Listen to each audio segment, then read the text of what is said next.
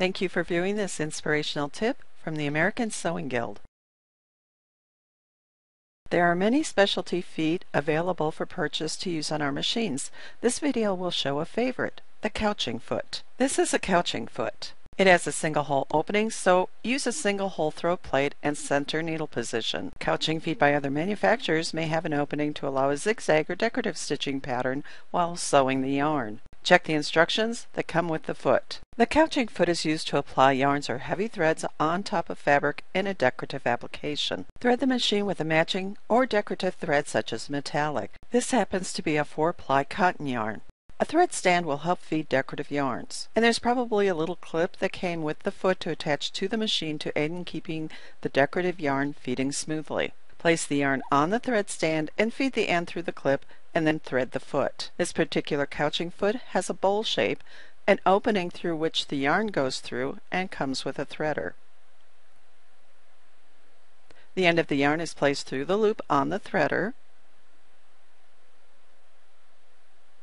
The end of the threader is fed through the side opening and the yarn pulled through the opening. Then the end of the threader is fed through the hole in the center of the foot, which feeds the yarn under the foot. When using this foot, thread it with the decorative yarn or thread before placing the foot on the machine.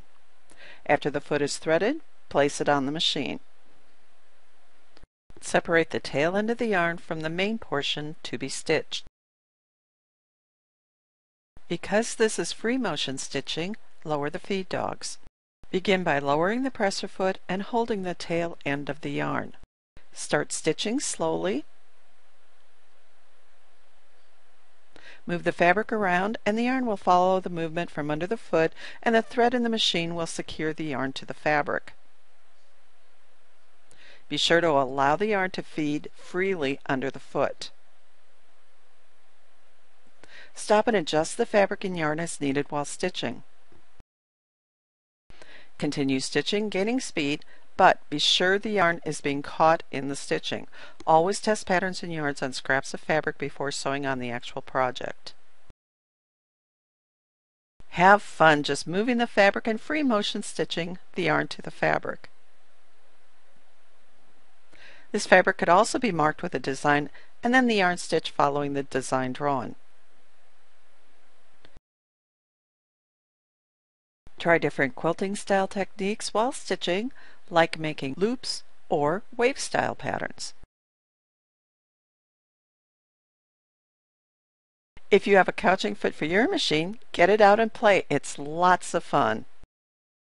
Thank you for viewing this inspirational tip from the American Sewing Guild. Please visit our webpage, asg.org.